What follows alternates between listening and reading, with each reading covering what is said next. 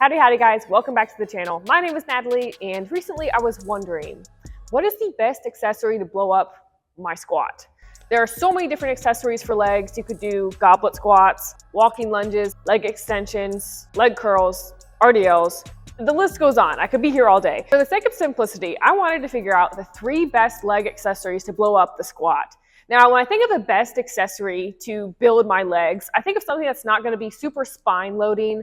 Like I've already squatted a ton with barbells, I deadlift. I have a lot going on that's compressing on my spine. So if I want to make sure I'm not super fatigued, I probably won't do a ton of like stiff-legged deadlifts, barbell RDLs. Maybe I'll bypass some barbell split squats, things like that. Sometimes I just want to focus on my legs without loading my spine, my spinal. I also like to pick accessories that I can just push with my legs, like really not be limited in any other aspect. So for example, like goblet squats, I would probably not program these for myself as a main leg accessory just because I get so limited by grip. I cannot hold a 80-pound dumbbell like this for more than like 2 seconds. Whenever I've tried to in the past, I just get so fatigued from holding the dumbbell, my legs don't even get tired. So if I was to program a goblet squat, I'd probably do it after a main leg accessory movement, like after doing leg press, where I'm not limited by grip. So with that being said, here are my top 3 accessories to grow your legs and your squat. Okay, all right, the first accessory that I really like to build my squat is going to be leg press. Now, it doesn't have to look like this type of leg press where I'm pushing horizontal like this. Typically, there are leg presses where you're lower to the ground and push up, but any leg press will do that. You can get pretty much full range of motion, whether you're sitting like a normal chair, you're slightly declined, or if you're all the way at the bottom and pressing up. Really, the biggest reason why I like leg press so much, well, I guess there's 2.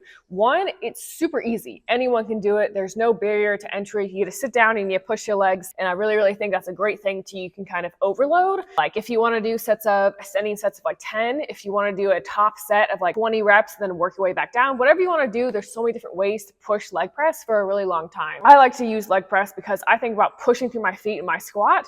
So if I want to be able to get stronger in my squat, I push against leg press just like I would do in my squat movement. So the kind of same pushing pattern I really like. Now, if you ever get lower back pain while leg pressing, which happens, especially if you're on a leg press that starts at the bottom and you push kind of up, I recommend putting a small pad under your lower back, because what's happening is you're probably just kind of constricting your lower back too much and just putting some pressure in it. And this kind of allows you to keep your lower back a little bit more relaxed and your pelvis in kind of a neutral or slightly arched position. So you're able to come down and just use your legs versus kind of hunching over and using your lower back. So just use a small pad like this.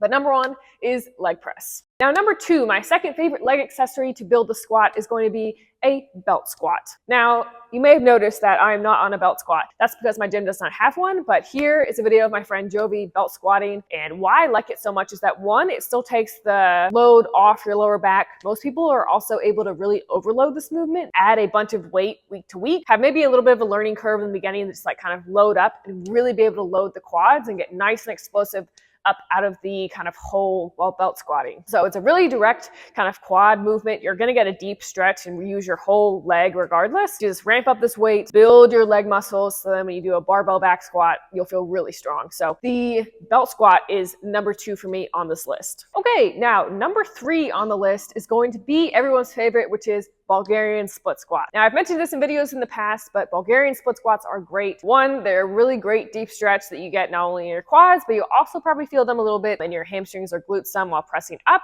and probably feel a little bit of internal rotation with that front leg. So split squats are really great for stability, doing 1 leg at a time. So if you have kind of a discrepancy in strength versus your left leg or your right leg, start with your weaker one, build your way up, kind of even out the strength and push through the floor, nice and stable. Split squats are great. And you can, again, kind of ramp these up doing different rep schemes. If you want to start with like, doing sets of 12 with like 40 pounds, then following block, do sets of 10 with like 50 pounds. You can adjust these however you want and improve your strength with them and improve feeling stable. Now, there are a couple different ways to set up for the Bulgarian split squats. Some people put their leg up first and they start like this, and then they come down, they grab their dumbbells and they go.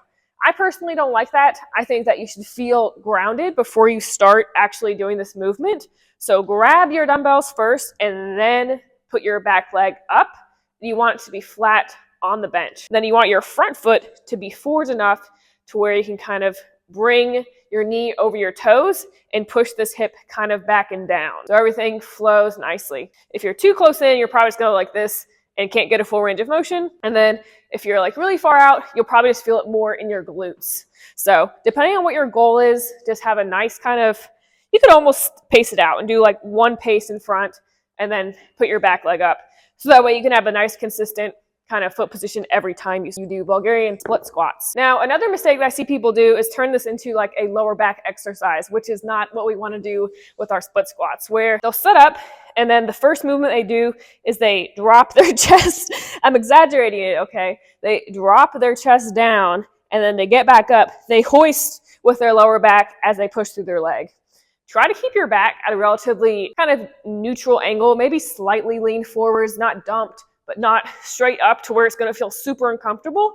Just nice to where your hips can come down fully and push back up, kind of like you would in a squat where you're not super bent over and not insanely upright, at least for powerlifters. One more thing to note, if the benches at your gym are too high to where your back leg feels insanely high, I recommend taking one of these squat safeties over here, you can see in the rack behind me, and just adjusting that to where you can put your foot on that. Some gyms even have a kind of roller bar that can be attached to a squat rack. You can use that to set your height for your back leg, or you could put a pad or a mat on one of these rack heights and adjust it as need be so you can get a nice stable foot position on the back leg and you're able to get a nice deep Bulgarian split squat.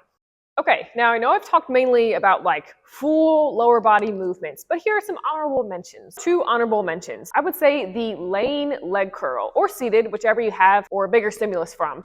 So laying leg curl is really good if you do them rightly, where you have your hips pressed into the pad and a really good stretch at the bottom and just being able to get a full contraction at the top with these leg curls. They're really, really good, very isolated, a great kind of finisher movement. Or another hamstring accessory, dumbbell RDLs, because those are one, very low barrier to entry, kind of like a introductory point for like a hinge movement.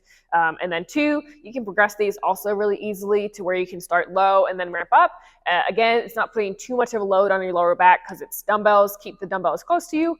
And again, can just really kind of target the hamstrings if you have time to do these kind of one-off accessory movements. Okay, so those are my 3 favorite accessories to blow up the squat. We have the leg press, the belt squat, and the split squat. Let me know what your guys' 3 favorite leg accessories are in the comments down below. I'll see you guys next week for another video. Bye.